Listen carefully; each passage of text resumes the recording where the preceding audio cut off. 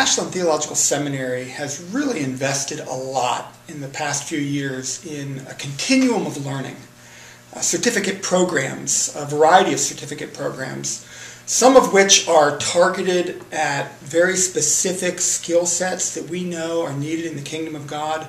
We recently put together a certificate in Christian coaching, for instance. Others that are more denominationally focused, some that do a whole compendium of theological training.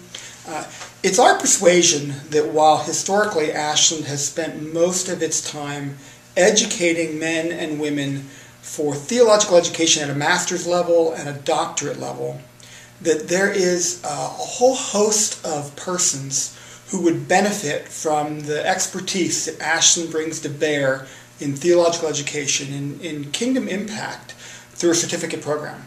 And so we've instituted certificates with denominations. We're in the process right now of developing a certificate template that we can take and we can use with a variety of partnership organizations who want to create a synergistic relationship.